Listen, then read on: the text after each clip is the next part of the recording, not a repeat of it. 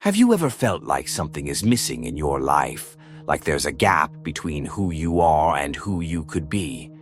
Maybe you've achieved success, formed relationships, followed the rules, yet deep down there's a quiet voice whispering, "This isn't all there is."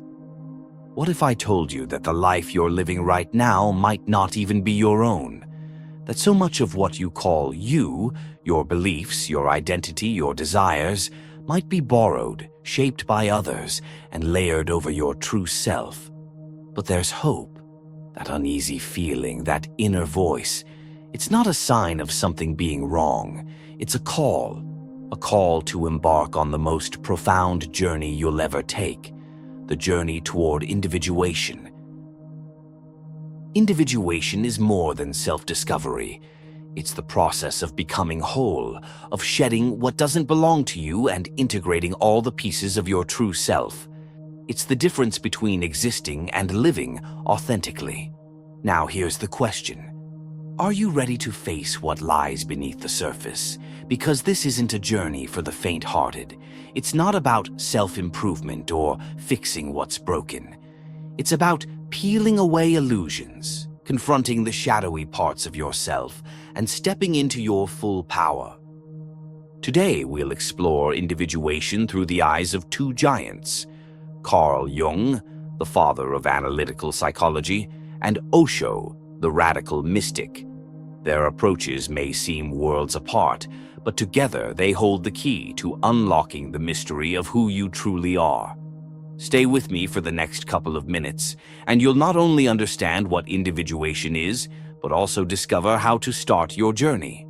If you've ever felt trapped by expectations, haunted by your past, or unsure of your purpose, this is the video you need to see. So I ask you, are you ready to step beyond the mask and meet the person you were always meant to become? For Carl Jung, individuation was central to his work on the human psyche. He believed that our mind is composed of layers, the conscious, which includes our thoughts, feelings, and actions. The unconscious, a vast reservoir of forgotten memories, suppressed emotions, and inherited archetypes.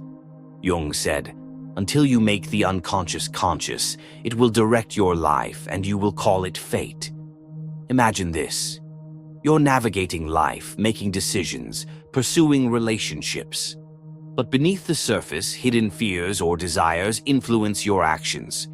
You might find yourself repeating patterns, choosing toxic relationships, or feeling inexplicably unfulfilled despite external success. This is where individuation comes in. It begins with the confrontation of the shadow, the part of ourselves we avoid. The shadow might be jealousy, anger, or shame, traits we don't want to acknowledge. But Jung taught that suppressing the shadow only gives it more power. The key is integration. Reflect on your judgments of others. Often what we criticize in others mirrors what we deny in ourselves. Observe recurring themes in your dreams. Dreams, Jung believed, are the language of the unconscious and can reveal the shadow. The journey doesn't end with the shadow. Jung introduced the concept of archetypes. These universal symbols shape our psyche. For instance, the hero represents courage and growth. The anima animus reflects the integration of masculine and feminine qualities. The wise old man symbolizes wisdom and guidance. Individuation is the process of reconciling these archetypes and ultimately connecting with the self, the true center of our being. For Osho, individuation wasn't a psychological journey, it was a spiritual awakening. He saw the root of human misery in societal conditioning. From the moment we are born, we are told who to be, what to believe, how to act. Osho once said, "You are born an original, but you die a copy." Think about it. How often do you act in ways that align with others' expectations? Perhaps you chose a career because it was safe, or you suppressed your passions out of fear of judgment. This is the false self, the persona we adopt to fit into society. Osho emphasized that individuation requires peeling away these layers of conditioning to rediscover your true self. This process isn't comfortable. It demands questioning everything you've been taught. Are your beliefs truly yours? Practical application. Osho encouraged direct experience over intellectual understanding. His teachings revolved around meditation, which he called the art of observing without interference. One of his techniques was dynamic meditation. It involves 1. Chaotic breathing to disrupt patterns. 2. Expressing pent-up emotions through movement or sound. Moments of stillness to connect with the essence of being. Unlike Jung, who focused on integrating the unconscious, Osho's individuation is about letting go, surrendering all borrowed ideas to find freedom. Individuation for Osho is less about adding to who you are and more about subtracting what you are not. At first glance, Carl Jung and Osho seem to approach individuation from entirely different worlds. Jung speaks the language of science, mapping the mind with meticulous precision. Osho speaks the language of mysticism, urging direct experience and inner rebellion. But their teachings share profound commonalities. 1. The false self versus the shadow. For Jung, the shadow is the dark, unconscious side of ourselves. For Osho, it is the false self imposed by society. Both agree that individuation begins by confronting what we avoid.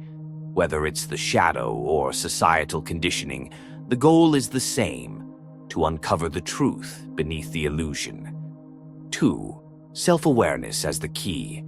Jung's individuation emphasizes self-awareness through understanding archetypes, interpreting dreams, and facing the unconscious. Osho's method involves observing thoughts and emotions without judgment, using meditation as the tool for self-discovery. 3. Wholeness versus freedom. While Jung frames individuation as wholeness, uniting the conscious and unconscious, Osho frames it as freedom, the liberation from false identities. Yet both ultimately guide us toward authenticity.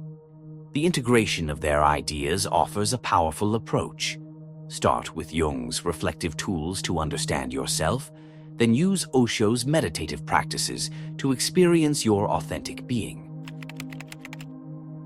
How can you begin your individuation journey today? Here are practical steps inspired by Jung and Osho. Shadow work. Write down traits you dislike in others. Ask yourself, is this a reflection of something in me? Keep a dream journal. Look for recurring symbols or patterns. Meditation. Start with 10 minutes of silent observation daily. Let thoughts come and go like clouds without attaching to them. Try dynamic meditation if you feel emotionally blocked. Questioning beliefs. Take one belief you hold strongly. Investigate its origins. Why do you believe it? Is it truly yours? Embrace contradictions. You are both light and shadow, masculine and feminine, strength and vulnerability. Wholeness comes from accepting contradictions. Seek guidance. Read works by both Jung and Osho to deepen your understanding. So, here we are at the end of this journey, or rather at the beginning of your journey. Individuation isn't a one-time event. It's not something you can cross off a checklist. It's a lifelong unfolding, a dynamic process of becoming.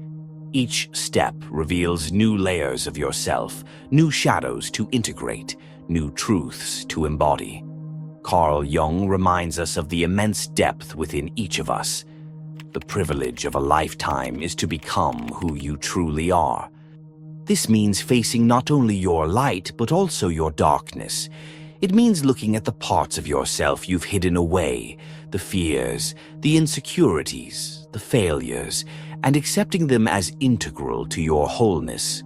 Osho, on the other hand, challenges us to step away from everything we've been taught to believe about ourselves.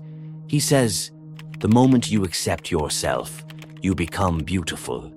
This acceptance, this surrender, is where true freedom lies. But let me leave you with a powerful realization. Individuation is not about becoming someone new. It's about remembering who you've always been, beneath the masks, the roles, and the expectations. It's about reclaiming your true self, unapologetically. This process isn't easy. It takes courage to face your shadow, to shed the layers of societal conditioning, to walk a path that's uniquely yours. But what could be more fulfilling? What could be more empowering than knowing at the end of your life that you lived authentically, that you became whole? Individuation is not a destination. It's a lifelong journey of self-discovery, integration, and liberation.